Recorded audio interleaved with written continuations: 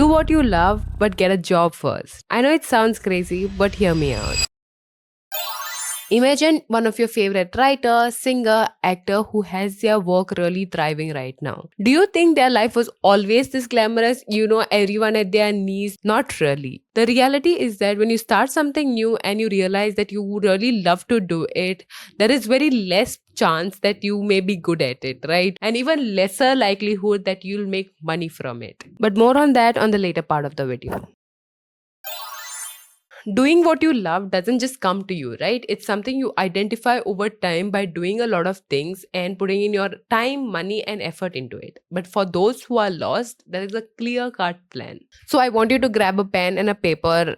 I'm very serious about this. Grab it right now, or you can click off from this video. Now that you have a pen and a paper, the second step is to write every interest you've ever had. So I'll give you an example of mine. I love filmmaking, video creation, video editing, content creation, social media management, running, fitness, traveling. So you get the gist. Third step is to pick one. And how do you do that? Just pick one of the interests based on the fact that what resources do you have? Do you have the money to pursue a course in that field? Do you have the resources like a laptop if it requires to do that thing? Like for me, I have tried a lot of things, but one thing that stuck with me is video editing. But when I wanted to start video editing, I didn't really have the money to pursue a video editing course. I didn't have the proper system or the gear where you can do heavy video editing or you can run video editing software. So I did end up pursuing a course, and I also have put together my own system for video editing, but that's for another video. For now, you just decide on one thing that you have the resources for now. Like, if you want to go for running, you can just have the shoes, go out running. If you want to pursue content creation, if you have a phone, you can start recording. Whatever you have the resources right now, pick one and do it for the next 30 days. That's it. So the thing about 30 days is that you have a deadline in which you have to take action. And the thing about taking action is that you end up creating more of the things that you wanted to create. Let's just say about a video. You set the 30-day deadline and you end up creating 4 videos from it. You have a quantity of the thing you wanted to create. The moment you create a lot of videos, then you pass on to the creating quality videos. So from action, quantity, quality. The moment you have a good quality about your videos, you are motivated to create more videos, which leads to passion, which can eventually lead you to get money from creating your videos. And you take more action, you create more videos, you create better videos, and then it continues. So most of you are in delusion like me, where you're like, I'm not good at art, I'm not good at writing, I'm not good at creating videos. But in reality, you've not really tried it as hard as you wish you could do. So you're out of patience and money to pursue what you love, so you just give up. But there's one common factor that a lot of us don't understand, including me, and underestimate is time. It takes time to create great art. It takes time to write a great story. It takes time to build a loyal community on YouTube. You won't see results overnight. Now, at this point, I may be sounding like I am straight from a self-help book, but it's the reality, ground reality, bro. The truth is that even if you find something you love to do, it will be a while until you can make money out of it or, financially support yourself. So until then, get a job. Yes, I said it. Until you can financially support yourself from something you love to do, get a job.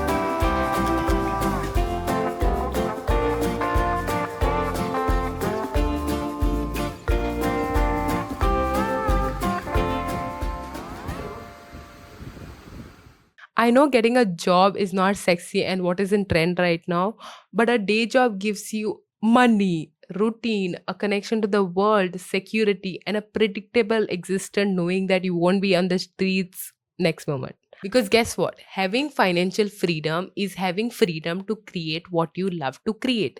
Can you say after me? Having financial freedom is having freedom to create what you love to create.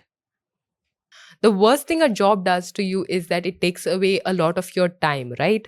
But it makes up for it by giving you a daily routine in which you can schedule time in your routine to work on something you love to do. So I don't have to tell you how to make time in your routine. If you wanted to, you would. If you wanted to create, you would. There is no other excuse to it. Because see, what I have realized is that inaction is the death of creativity. The moment you stop doing something, stop exploring, stop learning, it's gone, dead, under the rug. And just like action has a feedback loop, right? Inaction also has a feedback loop. So the moment you're not taking action, you are confused as to what to do, right?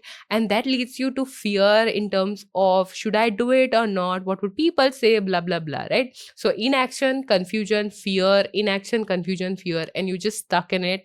And then it's like me, 2 years into a job, you haven't really pursued your creative passion or what you wanted to do. And you're just sad and lonely and nobody wants to be friends with you. So when I say get a job, the trick is to find a job that pays decently, doesn't want to make you vomit, and leaves you enough time and energy to work on something you love to do or pursue something creative. So there are 3 traps you can fall into. Trap number 1 is low risk, mild reward. Basically, your job becomes your comfort zone. As I've said before, I am completing 2 years almost into my job, and I feel like I got way too comfortable knowing that I will have money at the end of the month. I have security, to a point where I almost forgot about my dream of creating content. There is a very thin line between getting a job and being enough comfortable and working on your dreams, and getting too comfortable and almost forgetting your dreams. So stay on guard. Trap number 2 is quit your job and follow your passion. There are way too many examples in my friends, in my colleagues, and even myself, where you quit your job without any financial planning and you just go on pursuing something new which you are not even good at. Being poor kills what you love to do. That's the fact. It's not sexy when your Google Pay account reflects insufficient balance when you're trying or pursuing something you love to do. So don't do that. And trap 3 is kill your passion by turning it into a job. It's a very slippery slope. So once you start making money from something you love to do, you have to keep inventing or reinventing yourself to a point you don't burn out yourself. And it's like, I don't really want to do, but it makes me money, so I do it anyways. And to everyone who's lost at life and searching for something you love to do, take your time, explore, and choose wisely. Bye.